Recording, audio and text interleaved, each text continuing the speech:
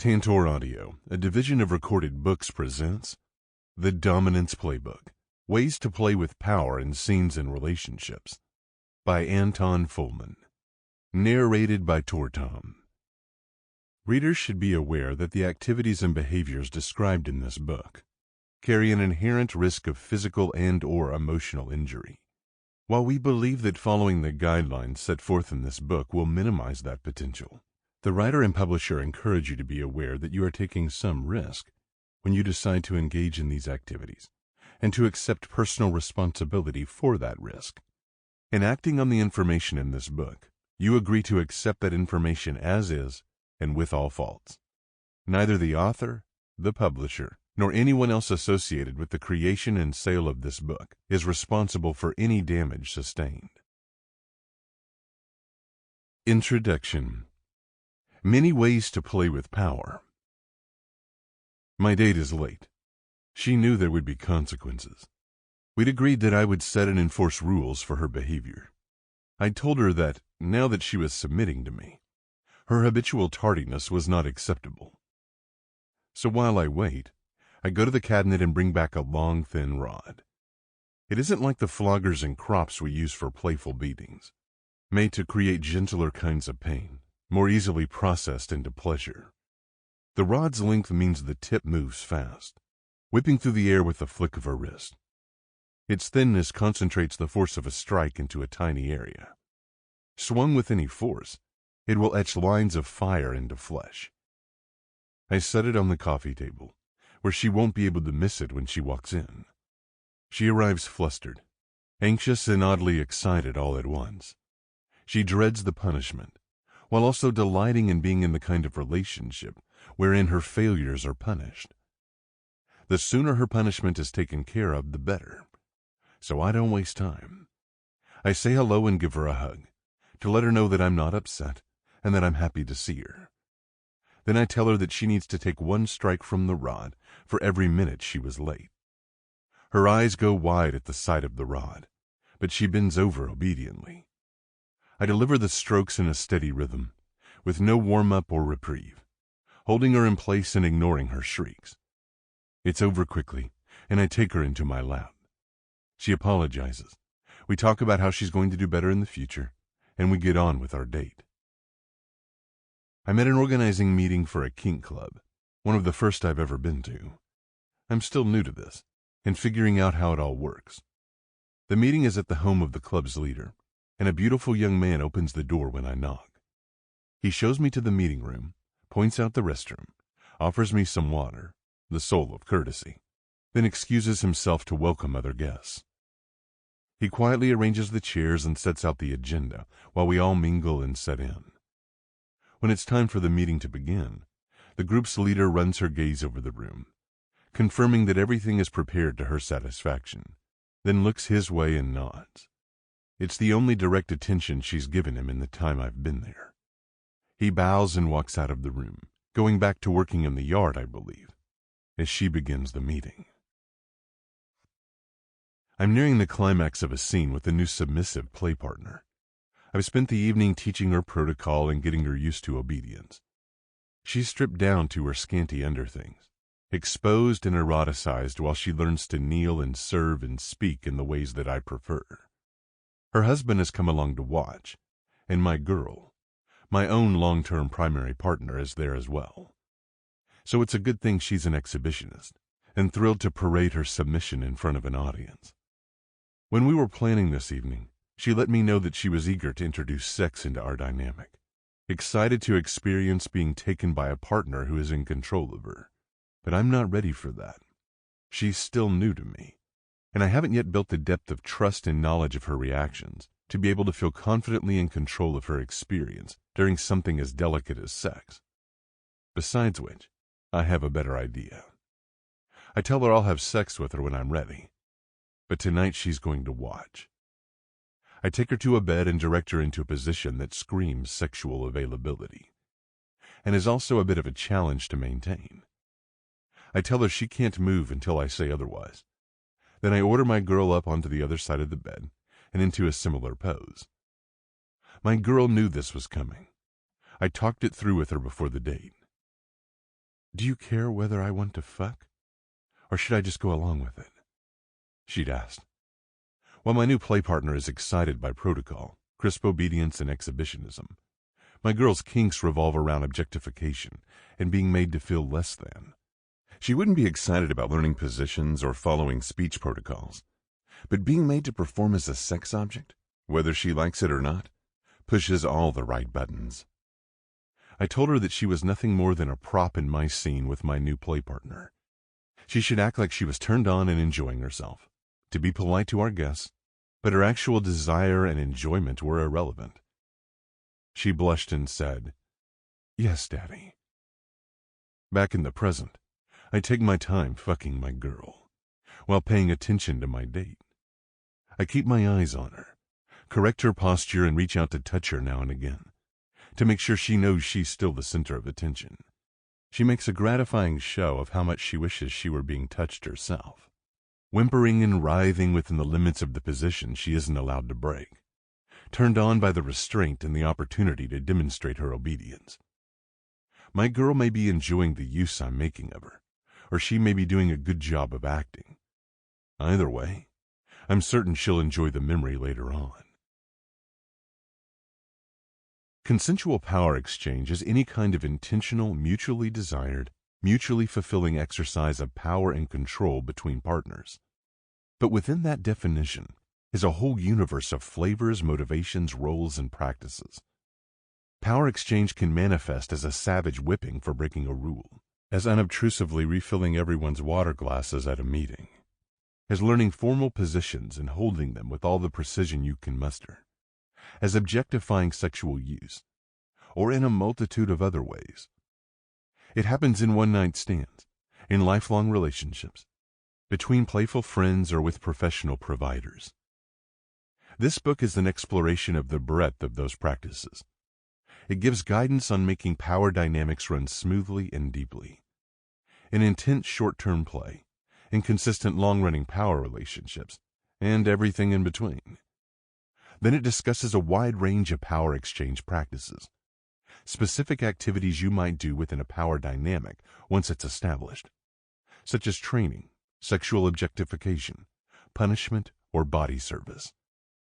It's intended to give you inspiration for kinds of power play that you haven't thought of yet, and tips for improving your enjoyment of the practices you already enjoy. Who this book is from, and who it's for. This book is a 201-level guide to consensual power exchange. Many books on power exchange introduce essential concepts like affirmative consent, negotiation, and basic safety strategies. If you are new to power exchange, or want to strengthen your grasp of the fundamentals, I strongly recommend that you begin with one of those. My own contribution is The Heart of Dominance, a guide to practicing consensual dominance. Having covered the foundation elsewhere means that in this book I can get straight to the juicy details of way to play with power once those fundamentals are in place. Some of us take issue with using the phrase power exchange to describe what we do. Some argue that there isn't really any exchange of power, so much as a transfer from one partner to the other. Others would say that the submitting partner's power isn't transferred or exchanged, but that they allow their dominant to direct their power. Some of us prefer the word authority rather than power, and some would rather talk about control. But power exchange is the term most commonly used, so I'm sticking with it here. We who practice power exchange love to divide ourselves into factions, which can make it difficult to write for all of us. Some of you picked up this book and the first thing you looked for was whether it was a female-dominant book or a male-dominant book. Some are trying to figure out whether it's a D's book or an M's book, whether it's for people on the controlling side of playing with power or for people on the being controlled side, or whether it's for straights or queers. Whether it's for people on the controlling side of playing with power, or for people on the being controlled side, or whether it's for straights or queers. Your author is a white cis man, largely straight, and in my early 40s. I lean toward taking control in my intimate relationships, but have also enjoyed being on the surrendering side. I believe that there are differences to playing with power depending on gender. Differences between taking the controlling side versus the controlled side. differences between straight kink culture and queer kink culture, and so on. I also believe that we have a lot in common, and a lot to learn from one another. I've done my best to write this book to be useful for anyone who wishes to play with power. It speaks to skills and perspectives that are valuable both for submitting and for dominating. It does not assume that dominance naturally belongs to any one kind of person and submission to another. It does not assume what kind of relationship exists between the people who are engaging in power exchange. It does not assume that you practice any one particular style of power exchange or identify with any particular labels. I avoid gendering language or concepts except when discussing practices where gender is part of the kink. When I write about my own experience, I use the actual genders of the people involved. In the bits of fiction scattered through the book, I've opted to mix up the genders and pronouns of the characters. If Z and here are unfamiliar to you, those are gender-neutral alternatives to she and he, and him and her, respectively. I'll also tell you right up front that this book is dirty. It will go into some power exchange practices that many people find gross, some that carry significant risk, and some that tread into ethical gray areas or push the edges of consent. I'll point out ethical edges where I see them, and I'll provide ideas for reducing risk and harm. But know that the book does venture into some of power exchange's dark places. Whether you practice power exchange as an occasional erotic adventure, or as an everyday organizing principle of your most important relationships, whether your desire is to take control or be controlled, whether you're into elegant formal service or down and dirty humiliation, this book is meant for you. The rules. This book takes a descriptive approach. I have tried to be light with the shoulds, providing ideas and options and pointing out pitfalls, but rarely trying to tell you what is right and wrong, or what you must or mustn't do. I also reject hierarchies of what kinds of power exchange are better or purer or deeper. If any styles in the following chapters seem to be described in more glowing terms, then your author's own preferences may have leaked through. But that's all it is. One pervert's personal preferences. There are, however, 3 overarching rules that I'm going to say are always necessary for doing power exchange right. The first rule is consent. I trust you've heard this one already. Everything you do with your partners needs to be happening with the freely given, affirmative, informed, ongoing agreement of all involved. The second rule, above and beyond consent, is caring for your partner. It isn't enough to get your partner to agree to doing what you want. You need to genuinely care about what's good for them. You need to prioritize their desire, safety, and fulfillment as highly as you do your own. Communicate enough to understand their wants and needs, and build a dynamic out of the overlap between theirs and yours. Think about whether what you're doing together is good for them. If you aren't confident that it is, don't do it, even if they are consenting. Never try to make someone into something they aren't, just to match your ideal of a power exchange partner. If you have a history of taking the lead with other people and driving your own agenda, if you're the kind of person who's always talking your friends into crazy adventures, then make a conscious effort to create more space for your partner's desires. Encourage your partner to share their ideas and needs and hesitations. Notice how strongly this issue tends to be gendered. If you were raised as a man, and you think the balance of attention given to your and your partner's desires in your relationship has been pretty even, double-check that with a critical eye. If you play with power without caring for your partners, or with partners who don't care for you, it's only a matter of time before you will end up mired in hurts, resentments, and regret. The third rule is to be authentic to your own desires. Put both introspection and exploration into figuring out what does and doesn't work for you. Start with your fantasies. Read other people's stories and books like this one to get ideas. But don't take anyone else's way of doing power exchange as the one true way into which you must try to mold yourself. Instead, strip them all down for parts and reassemble the parts you like into your own personal styles. Try things out to see if you like the reality of them as much as you like the idea of them. And don't be reluctant to tweak what you're doing or return it to fantasy if doing it in the flesh doesn't feel like you'd imagined it would. Be slow to attach yourself to an identity. and remain willing to allow that identity to change as you grow and evolve over time. The idea that you must fundamentally, naturally, immutably be a dominant or a submissive, or a daddy or any other label is a misconception, and a harmful one. It pulls people away from authenticity, as they strive to fit the mold of what they've been told a slave should be like, and then become convinced that they have to stay in that mold forever. If you have a history of accommodating other people's desires, if it's easier for you to follow someone else's passion than to connect with your own, notice that. Look for partners who will help you find your voice and your authentic desire, rather than ones who try to remake you in their image. Even if what you're wanting to do is submit, I promise that it'll be deeper, healthier submission if it includes as much of your desires as your partner's. I don't mean desires like what you want to have for dinner tonight, but what inspires you to submit, what ways you need to be used, the things that make you feel safe and cared for. Those are the rules. Everything that follows is optional. Part 1.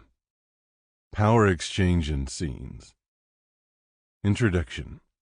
On Scenes. A fantasy. The door. No matter how many times Z'd done it before, Z still had the same moment of trepidation as Z raised her hand to knock on the door. It wasn't fear about what would happen when the door opened, but an anxious worry that it wouldn't. What happened in the space behind the door felt so far from her harried, complicated, challenging life that from this side of the door, Z could never entirely believe it could be real. Reality was bills and kids' birthday parties and arguing with her mother. The space behind the door was a dream world where everything was simple and perfect and everything made sense. Even the person who Z was on the other side of the door was different. Focused, calm, erotic, pure in a way that the imperfect human standing on the doorstep couldn't possibly be. But the door did open, as it always did, and Z was ushered inside, as Z always was. The one who would own here while Z was behind the door walked wordlessly away to continue whatever it was they'd been doing before Z knocked, as they always did. There was no need for them to speak. Z already knew exactly what to do. As the door closed behind her, Z automatically fell into the ingrained habits of the ritual. First her coat and scarf, hung on the rack beside the door. Then her shoes, tucked into the waiting cubby. Z'd shed her cares and worries along with her clothing, taking off all the concerns of daily life, folding and piling them neatly on the floor. When Z left here, Z'd have to pick them back up, but for the next few hours Z could leave all that by the door. Z moved deliberately, efficient without being hurried, investing the turn of each button with careful attention, bringing her attention fully into the present moment. Z rehearsed the rules that governed her existence behind the door, repeating them in her mind as her hands folded her slacks and tugged off her underwear. The world outside the door faded into irrelevance. Reality here was knowing the correct way to kneel, the right way to address her owner, or to respond to a question. Naked, Z patted on bare feet to find the cushion waiting where it always did at her owner's feet. Z lowered herself smoothly to her knees, exactly where Z belonged. The world outside the door forgotten. What's a scene? A scene is kink jargon for one single, complete kinky encounter. It can also be used to mean the whole world of kink, so that a person may be referred to as in the scene. To avoid confusion, I will not use the word that way in this book. It's any stretch of time where we're intensely focused on some kind of kinky connection with a partner, and not on emails from work or getting the kids to school or the latest crisis in the news. Scenes are most often measured in minutes or hours. Maintaining the focused attention of a scene for much more than a day is pretty challenging. Other priorities and other pieces of our lives tend to start crying for attention. Longer scenes that last all day, or even a whole weekend, certainly happen, but are the exception rather than the rule. A power exchange scene in particular is any time when we're giving focused attention to the consensual power dynamic between ourselves and another. That might or might not be combined with other types of trappings of kink, whips and ropes and leather and whatnot. But as with the rest of this book, what I'm going to focus on is the aspect of power and control. The word scene was borrowed from the world of theater, and some kink scenes do look very much like scenes in a play or a movie. Precisely scripted, with imaginary roles, defined beginning and ending times, props and costumes. Kink scenes don't have to be either scripted or theatrical, though. As I'm using the word, "Get over here so I can fuck you," can be a scene. So if your practice of power exchange doesn't look at all like acting, don't worry. This section is still for you. Not an inferior art form. In college, I took a creative writing class that was supposed to be evenly split between prose and poetry. But every time the professor mentioned poetry, he'd make a significant pause and then say, "Poetry, the superior art form," with a smug little smile that sets my teeth on edge just remembering it. He never explicitly said that prose was inferior. He just let it be implied. I'm reminded of that whenever I hear the patronizing way that some of us talk about how long-term, full-time, relationship-based power exchange is so amazing and deep and powerful and transcendent and just, real. But if all you want to do is scenes, then that's totally okay for you. I've been in long-term power exchange relationships for the majority of my adult life, and those have been deep and powerful experiences. But it's also true that some of the most intense, transformative power exchange interactions I have ever had have been just scenes with people who were only play partners, or were long-term partners with whom I had a power relationship only in the bedroom. Scene-based power exchange is not an inferior art form. People who prefer to keep their practice of power exchange contained within scenes are not less real or less legitimate in their dominance, their submission, or their passion in general. The extra status that many of our communities convey on those who are in full-time, long-term power relationships can pressure you into taking on a kind of power dynamic that doesn't feed you or your partner. If you're in a full-time power relationship, and it feels like more of a chore than a blessing, you have my wholehearted support in changing your relationship to something that feels good for you. Whether that's practicing power exchange on weekends, or in one evening each month that you're both avidly looking forward to for weeks, the truly superior form of kink is to do exactly what works best for the people involved. Even those of us who are in long-term, full-time power exchange relationships tend to have scenes within those relationships. As I'll go into more in the power exchange and relationships section, having a long-term power dynamic doesn't mean wearing thigh-high PVC boots every minute of every day, or spending your entire life literally on a leash. All the usual mundanities of jobs and family and hobbies and daily life still occupy our attention most of the time, and we have to carve out precious moments when we can put all that on the back burner and focus on one another as dominant and submissive. Whether it's a weekend adventure at a kink convention or a 15-minute quickie before bedtime, those moments are essentially scenes, and it's the skills of scene-based power exchange that help to make them shine. Chapter 1. Scenes as Stories. The universe is made of stories, not of atoms. Muriel Rukeyser. Something to know about your author is that I am obsessed with reality. Many of us who love power exchange like to role-play fantasy scenarios, pretending to be kidnapping victims or incestuous daddy's boys, or CIA interrogators or werewolves. Or we love to talk about doing things during our scenes that both we and our partners know full well we have no intention of actually doing, like telling our partners how we're going to keep them caged like a dog for the rest of their lives, even though we both know that in the morning they're going to get up and go to work like always. That kind of fantastical scene is a wonderful thing. It can allow you to experience the impossible, the infeasible, and the unethical in a safe and satisfying way. But my own ability to enjoy fantastical scenes has always been pretty limited. What I crave from power exchange is real, unexaggerated power.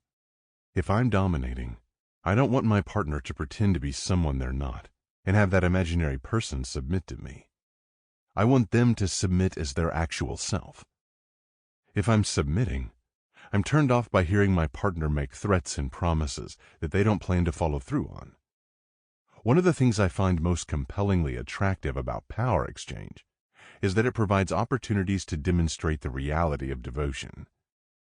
Romantic stories are full of passionate declarations like, "I'd do anything for you," and "Your happiness is the most important thing in the world to me," and "I would bleed for you." With power exchange, we get to pull out a knife and say, "Show me." I'm telling you all this because I'm about to argue that the best way to understand the nature of scenes, and to create more intense, more reliably successful scenes, is to think of scenes as stories. And I'm afraid you're going to think I'm saying that all scenes are all about playing make-believe. That isn't what I mean at all. The power of story. Great scenes have a power to them that is greater than the sum of their parts. It isn't just the implements we use, or the clothes we wear. It isn't just the technical skills or the orgasms, or even the depth of our desire to command and to obey. Those of us who've been doing power exchanges for more than a little while can probably think of scenes that were pretty much the same in all those ways, but one fell flat while another soared. The secret ingredient is story. Humans are storytelling animals. We remember narratives much better than we remember bare facts. Politicians and other professional persuaders know that we are much more easily convinced by one well-told story about a poor ailing grandmother losing her farm to a greedy tax collector than by any amount of irrefutable statistical evidence. Our minds naturally latch on to characters, motivations, dramatic tension, and resolution. The story of a power exchange scene organizes all of its concrete elements: the rules and rituals, the begging or resisting, the demands and the surrender, into a narrative journey that imbues those pieces with meaning and gives us the experience of going on a journey together with our partners. Truly epic scenes, like all epic stories, leave us changed by that journey. Sometimes the story is literally a planned-out, scripted scenario, like if we're playing out a specific fantasy about a naughty schoolboy being spanked, and we and our partners have negotiated exactly the right outfits and the right words to use, and a sequence of actions to bring that fantasy to life. Often the story of a scene is more thematic and improvisational. There's no script and no imaginary scenario. There might not even be any words at all, but it's still a story.